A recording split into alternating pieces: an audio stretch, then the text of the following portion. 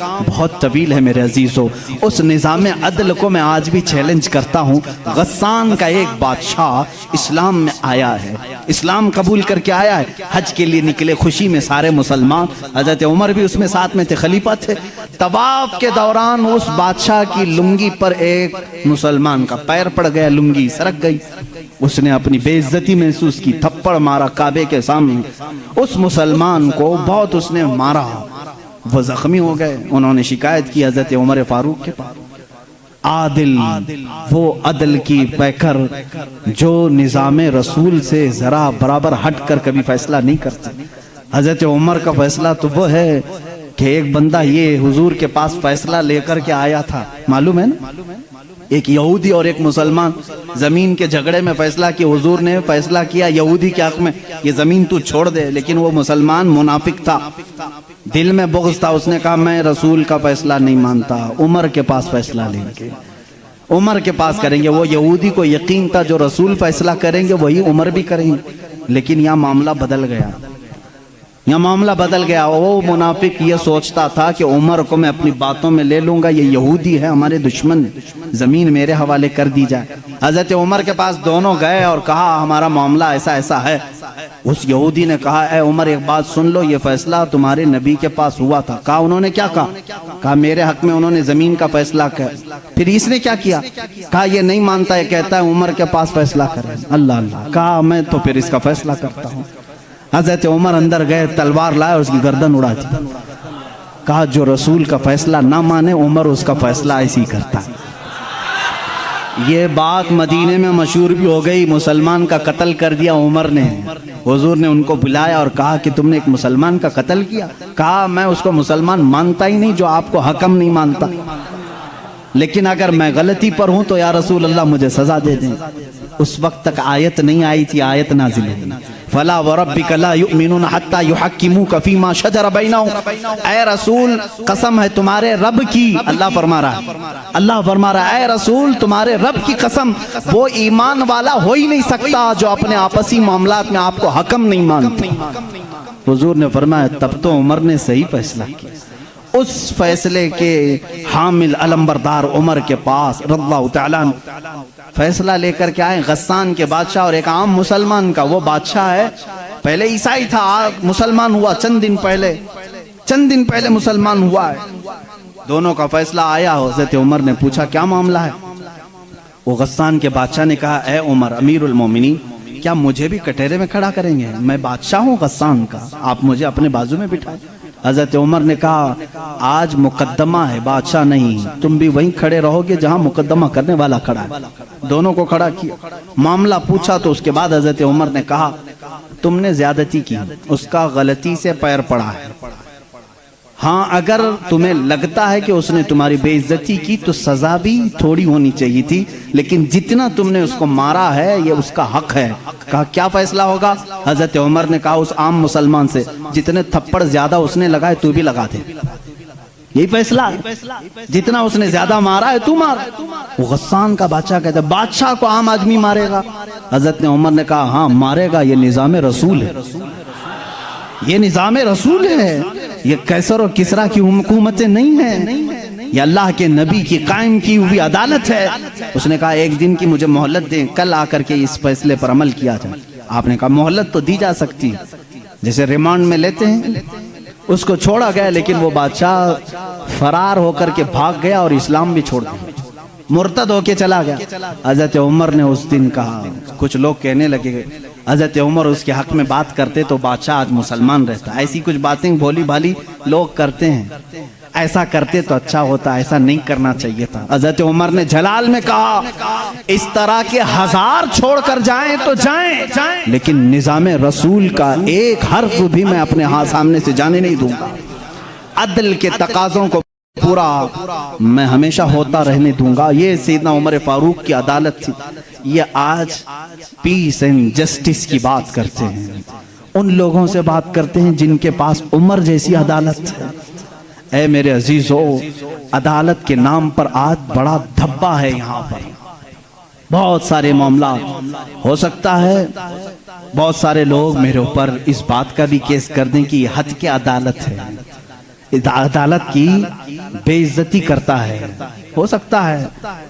मेरे अजीजों, मैं उस अदालत की इज्जत करता हूं जहां अदालत होती है। मैं उसको जज और आदिल नहीं मानता जो पार्लियामेंट की सीट की भूख में मस्जिदें बेच देता हो। मैं उसकी अदालत को नहीं तस्लीम करता जो एक कलील जमात को नजरअंदाज करके हाकिम पार्टी की तरफ बोलता है। मेरे अजीजों, ऐसे लोग दुनिया में बहुत सारे आए जो जमीर फरोश होते हैं, जमीर फरोश होते हैं। हिंदुस्तान भी उसी डगर पर चलने लग गया। अब तक दुनिया की सबसे बड़ी डेमोक्रेसी, सबसे बड़ी जमहूरियत हिंदुस्तान में थी, जहां पर निजाम ऐसा था। हमारा अदलिया का निजाम बहुत अच्छा था। हमारी कोर्ट जितनी थी, यहाँ पर सबके साथ बराबर का सलूक किया जाता था, हिंदू हो मुस्लिम हो। आज भी बहुत सारे जज हैं जो ओथ लेते हैं कि मेरा दीन, मेरा मजहब, मेरा सब कुछ इंसाफ होगा, संविधान होगा, मैं सामने किसी को नहीं देखूंगा। देखते नहीं आप, जज के सामने पट्टी बांधे हुए एक मूर्ति को रखा जाता है। क्यों? कानून जब भी होता है वो सामने वाले को देख करके नहीं, उसके प्रूफ सबूत देख करके। लेकिन यहाँ पर अब आम बच्चे को भी बेवकूफ बनाया जा रहा है। मैं इस बात की आवाज उठाना चाहूंगा, इस जुल्म को बंद करो, इस जुल्म को बंद करो। और ये डिक्टेटरशिप जो लाई जा रही है, इस जमहूरियत को खत्म करके, कत्ल करके, देखना चंद दिनों के बाद ये सारे निजाम खत्म करने की बात करेंगे। आज मुसलमानों के खिलाफ एक जहर फैलाया जा रहा है, इसी तरह चंद दिनों के बाद अब दलितों की बारी आएगी। इसलिए कि दलितों को भी एक आंख नहीं भाते, ये कभी पसंद नहीं करते। ये 2000 साल पुराना निजाम मनुस्मृति का लाना चाहते हैं, जहां सिर्फ चंद लोगों की हुकूमत होगी। जानते हैं, तारीख उठा करके पढ़ो, इसी सरजमीन पर ऐसे जुल्म किए गए हैं जहां चंद ब्राह्मणों ने कम जात के लोगों के कान काटे हैं, जहां लोगों के कानों में गरम तेल डाले हैं। इसी सरजमीन पर कम जात के लोगों को कूड़ा करकट में घर बनाने पर मजबूर करते थे। जहां आला जात के लोगों के पेशाब पाखाने होते थे, वहां दलित बिरादरी को रखने पर ही मजबूर करते थे। हर एक के गले में रस्सी बांधकर एक मटका लटकाते थे कि थूकना है तो दलित जमीन पर थूक नहीं सकता, उस मटके में थूकेगा, इसलिए कि उसका थूक जमीन पर पड़े तो ये अपशगुन समझते थे। उस पूरे निजाम को, यहाँ पहले हिंदुस्तान में ये सारी चीजें चली हैं, कास्टिज्म, जात बिरादरी, ऊंच नीच के मामला चलते रहे। लेकिन मैं समझता हूं कि हिंदुस्तान को जब आजादी मिली, भारत को जो आजादी मिली 1947 के बाद, सबों ने मिलकर के एक संविधान बनाया था, अदल इंसाफ का सब लोगों ने हलफ उठाया था, इसमें सबका हिस्सा बराबर का होगा, सब लोगों ने कुर्बानी दी है, सबके लिए निजाम एकसा होगा, बराबर होगा, और सबकी दीन का, सबके रिलीजियन का मान सम्मान किया जाएगा। लेकिन अब जो हालात हैं मेरे अजीजों, ये दूसरी डगर पर चल पड़े। अब यहाँ पर उस संविधान को ये खत्म करने की बात कर रहे हैं जो अंबेडकर की सरपरस्ती में बनाए गए थे, उसको खत्म करके ये नए संविधान की बात करने जा रहे हैं। चंद दिनों के बाद ये वोटिंग पावर भी खत्म करने की बात करेंगे। तुम सबको वोट देने का भी हक नहीं होगा, ठहरने की, उम्मीदवार होने की बात तो दूर है। मैं इस निजाम की खुल्ला मुखालिफत करता हूं और मजम्मत करता हूं, मैं मजम्मत करता हूं। हमारे लिए वही भारत और वही हिंदुस्तान अच्छा है जो हमारे बड़ों ने अपने खून की कुर्बानी से आजाद किया है। आप सब उसी भारत को तस्लीम करेंगे या नए नवेले भारत को? हम इस नवे नवेले भारत को जिस डगर पर ये ले जा रहे हैं, कास्टिज्म के पर, हम उसको नहीं तस्लीम करते। हम उस भारत को, उस संविधान को मानते हैं जहां अदल सबके लिए बराबर हो, सबके लिए बराबर हो। सुप्रीम कोर्ट को आजाद रखा जाए, वो सबके साथ बराबर का इंसाफ कर सके, चाहे वो तख्त पर बैठा हुआ आदमी हो, चाहे वो गरीब आदमी हो, सबके साथ बराबर का अदल कर सके। हिंदुस्तान ही की बात मैं अगर बताऊं, यहां पर एक बादशाह ऐसा भी गुजरा जिसके एक तीर से एक बच्चे की मौत हो गई थी, एक बच्चे की मौत हो गई। औरत जो बच्चे की मां थी वो मुकदमा कर दी चीफ जस्टिस के पास। उस वक्त के जो चीफ जस्टिस थे काजी सिराजुद्दौला, उन्होंने तलब किया बादशाह को तलब किया। इसी हिंदुस्तान की बात कर रहा हूं। औरत एक जगह खड़ी है, वक्त का बादशाह एक जगह खड़ा है। औरत ने कहा मेरे बच्चे को इनके तीर से मौत हो गई। बादशाह शिकार खेल रहा था, चूक के तीर लग गया। बादशाह ने कहा हाँ मेरा तीर लगा तो है, गवाह भी हैं, सिपाही भी गवाह हैं, औरत भी गवाह है। दो ऑप्शन होते हैं मौत के बाद, किसी का कुछ कत्ल हो गया अनजाने में, चूक कर अगर कत्ल हो गया, दो ऑप्शन इस्लाम देता है। उस औरत को काजी ने कहा तेरे पास दो ऑप्शन है, चाहे तो अपने बच्चे की मौत पर दियत ले ले, कुछ पैसे ले ले बादशाह से और उसे माफ कर दे, या चाहे तो जान के बदले जान ले ले। बादशाह की जान भी ले सकती है। काजी ने फैसला सुना दिया, ये नहीं कि बादशाह को छोड़ देना है, दोनों ऑप्शन औरत के ऊपर। वह औरत ने जब देखा कि अदल का ये पैकर इस्लामी निजाम है, बादशाह के तीर लगा है और काजी सही सही फैसला दे रहा है, उस औरत ने कहा अगर ये काजी आज इस तरह का सही फैसला दे रहा है तो इस तरह के बादशाह की वजह से ही, बादशाह ऐसा होगा इसीलिए काजी ऐसा है। उस औरत ने कहा मैं इस बादशाह की जान बख्शती हूँ, मेरे बच्चे के लिए जो दियत बनती है वो बादशाह मुझे दे दे।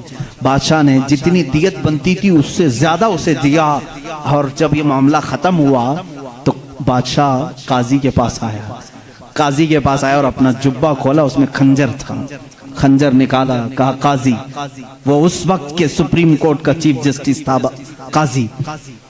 बादशाह क्या कहता जानते हो, मुझे जब पता चला मेरे ऊपर मुकदमा है और मुझे मालूम था मेरे तीर से एक बच्चा फौत हुआ है, मैं आज कोर्ट में आ रहा था, मैं साथ ही खंजर लेके चला।